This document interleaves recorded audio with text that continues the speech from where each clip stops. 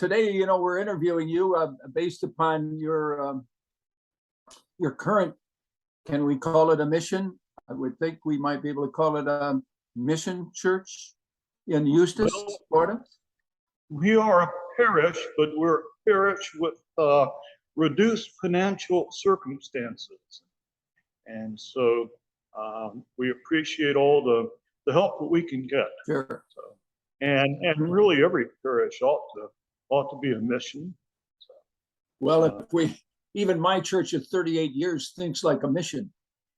And we are legitimate, and we finally attained the church status, I don't know, probably 20 years ago. But I mean, if you don't have that mission mentality, where are you? We have people who are passing away, like our founding group is passing away now. And so, I always tell priests, if you're not attracting young people, young married people especially, then your parish is dying. I mean, it's, and that happens in many instances. But tell me about the founding here. Now, I understand that you're many years up in South Carolina. You decided, your whole parish, I assume, decided to become Eastern Orthodox Christians. And go ahead. So I was an Anglican priest, a conservative Anglican priest, not part of the mainline Episcopal Church, for I believe it was 6 years. And I served a parish up in northern South Carolina, up in Anderson, South Carolina. And we began studying Orthodoxy together. When I became an Anglican, having grown up Lutheran, it was always my intention to move towards Orthodoxy. I didn't know that I would actually make it. I thought perhaps my grandchildren would. Right. So anyway, the parish and I, it was really a mission church, decided together to become Orthodox. And we entered into the Antiochian Orthodox Diocese in the Western Rite together. Correct. And I continued serving them as their priest for 3 years. And then I was called or sent by the bishop to come to St. Andrews in Eustis. And I've been here since 1998. Right. You've been there a while. I ran around with Father Peter Gilchrist and his crowd that came into Orthodoxy in '87. So I understand, and he of course wrote a book on it, Becoming Orthodox. And of course, you've kind of duplicated that book in a sense, even though you're in the 90s doing that. And we of course we always welcome our people who want to believe in the Orthodox, true Orthodox faith. Well, Father Gilchrist's visits to South Carolina were pivotal in our decision. So I'm not surprised. There were 3 groups of us that came in after inviting him to come and speak in South Carolina. Now, you've been in Eustis a long time, and you were sent here. Was there a group already formed? Yes, there was a group here, and what you mentioned earlier about the founding members getting older and beginning to fall asleep in the Lord with the sign of faith, as we would say, and go to their rest. That happened with us. Our founding, so the church was founded in '79 by people who, a core that came out of the Episcopal Church. And they were, as we would call them, you probably know the term, snowbirds. Yes, I do. So we had people who were down here half the year and up north half the year, leaving a few folks behind. And after a while, I was doing a lot of funerals. More than I didn't want to do any funerals. Wow. But I was doing far too many. And this also had a financial impact on the church, as you might imagine. Sure. After a while, we began getting new people coming into the church. Of course, we'd always had a trickle, but as we did, they weren't necessarily people who were able to contribute. Mhm. And so that created a problem. And then, of course, COVID hit. So we're moving through time. I'm sort of condensing things a bit, but with COVID, that created, considerable financial difficulty. We had some people simply, and they were doing what they needed to do for their families, simply pick up and move because of COVID. The places that had more that maybe weren't as closed down as much as they thought it would here, or whatever it might be. And so that resulted in loss of population as well as of income. Since we have reopened, we've had people coming in, and it's been a real blessing. The numbers that have been coming. It's not a flood of people, but it's been really steady. And I don't mean this in a bad way. I mean this in a very good way. But one day I looked out at the congregation during liturgy, and I said to God, Lord, who are these people? Where do you find them? And that was a real blessing, Sure. and I'm doing 3 different sets of catechism classes right now for 3 different groups of people, different times. But a lot of the people some of the people that are coming in are high school students, college students, young adults, and of course families with children as well. Thankful to God for all of that.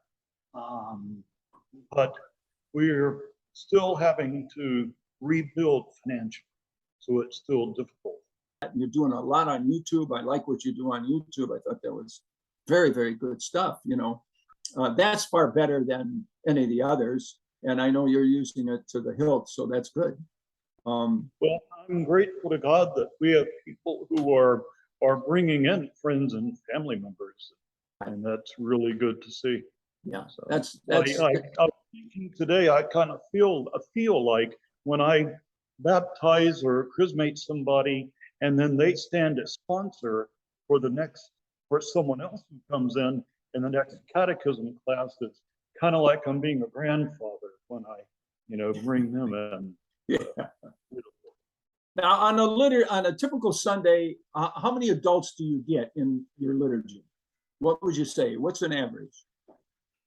I have not broken it down to separate adults from children, and we do have a lot of children, but I can tell you the numbers. They used to be around 30, and lately it's been close to 60 in the summer, which in all the time that I've been here, we haven't had that. That's the most you've had. Winter. When you're 80% full, you're full, according to the principles of church management. And so now all of a sudden you're going from 40 to 60. See, Father, you're going to be more. That's going to go even more. To you. You're going to get around 100. But in terms of the financial side of it, it takes more adult people. It takes more that have money. Your college kids don't have that kind of stuff, and your high schoolers for sure. But the fact that you've interested those kinds of young people certainly will help you in every regard. That's amazing in itself. I think there's so much instability in the world, and the institutions of the world are so unstable that people are turning to God, or want to turn to God. And when they turn outside Orthodoxy, everything there is unstable. And so they're actually turning to see what was a church like originally. And the people that are coming here that are not coming, as friends and relatives, have done a bit of research, even as high school and college students, and have been looking for, what is the authentic church, and wanted to find out, is it stable? Is it still authentic?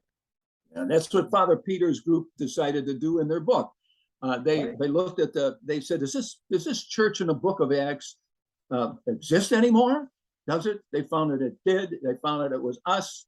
And of course, that's an important finding, because Father Hans down in his church in Florida I talked about, he's had young people stream into his church without even a Christian background. Yes. That's kind of amazing. And he's building a core group of that within the diocese down there, because others are experiencing the same thing.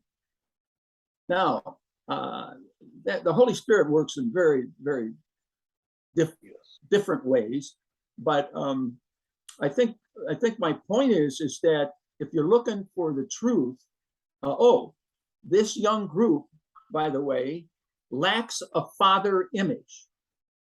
They come from broken homes, whatever the case might be, and according to Father Hans, they lack a fatherly image, which Orthodoxy is loaded with.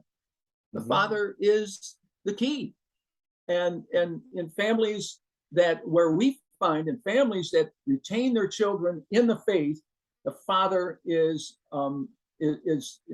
important to that puzzle. If he's a believer, more so than the wife, then the children will follow. And so, in terms of what's going on in Florida in that particular spot, I'm amazed. It works exactly like it should, as it does in Evansville, Indiana, where we planted another church in Bloomington, Indiana, and so on and so forth. So these things work, and you're going to get there, but you really had a kind of a flip-flop beginning, because you lost the older people, but now so you are a mission parish without question. Something in one of your videos on the Bible, and I loved your presentation on the Bible from a standpoint of people really not even understanding where it comes from, how it was put together, and how it is our church that put that Bible together. And in this connection, if we look at the book of Acts in that Bible, and we go to the second chapter in Acts, we find that the early church was steadfast in their belief, as it is noted there by St. Luke, who wrote that piece, about prayer, doctrine, breaking of bread. Yes. That's a Eucharistic background, a thought right away. I mean, that tells you that this is the aspects of the church from the beginning, and so you are in the classical, truly Christian church. And that's a really important passage and a key for understanding the whole of the scriptures, because numerous church fathers said that if we want to understand the scriptures, we have to be living the full sacramental life. We have to be making our confession and going to the divine liturgy and receiving the holy mysteries and praying every day, or else the scriptures will remain closed to us. And St. Irenaeus even said that when those outside the church try to quote the scriptures against us, they're trespassing on our property, because the scriptures belong. Now, do you have a greeter program? I'm a big proponent of a greeting group too. What does happen is when people come in, they have often seen the videos already, and so they have some idea what they're going to expect. They're not coming in cold. And as soon as they come in, someone brings them a bulletin, but it's not someone who's appointed to do that. They just do it sort of naturally and ask them if they would like help with the service as it's going on, or some direction. And they either say, oh, they're already familiar with it, or that they think they can figure it out, or that yes, they would. And we just sort of take it on a case-by-case basis. I would like to plan it more. But it seems to be working fine as it is. In Orthodoxy, everybody comes up to, to be greeted by the priest. So I assume that that's the same as what you do. I greet everyone after the liturgy. Right. I greet them in the back of the church after the liturgy. Oh, okay. Well, do you have a fellowship afterwards? You have a coffee hour? Okay. We have a vibrant coffee hour, and it's well attended, and visitors feel welcome to come to it, and sometimes it extends well into the afternoon, actually. Mm-hmm. So once a month, we have a covered dish brunch. Mm-hmm. And so everybody brings something different to it. Mm-hmm. And so we have a meal together. And the rest of the time, people who want to bring a little something, and we have coffee, but it usually lasts a good long time. Now, I've been cutting out of it a little bit early because we have one of our catechism classes after the coffee hour. But yeah, the fellowship has been really good. And we even have fellowship after evening services. And it's not something that's planned. It's just that once people are together, they want to stay together for a while. You're giving Holy Communion. You look like you're giving it in kind of a Roman Catholic way, in that, but you have bread. You're using bread, because I know you wouldn't be Orthodox if you didn't use bread. Because right. I've been around the Western Rite people, and I understand that you are using bread and you're dipping it in the wine. Is that correct? That is correct. As opposed to, we put it all together and use a spoon and dip, and dip it all. Yes, together. We use the word host is from hostia in Latin, and it means a sacrificial animal, like a lamb. So it means lamb.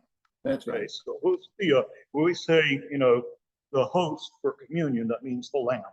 And we use individual small hosts, small lambs, and they are leavened, but they do not rise a great deal. Right. So it's sort of like a flatbread. Okay. And they are small individual ones. And the tradition behind that is that when missionaries were sent out into Western Europe, they were sent out with, it was not possible to send a grinding wheel with them to make bread, because if they had, they would have been killed and the grinding wheel stolen by the barbarians, because it was too expensive. And so instead they made the bread, small hosts of bread.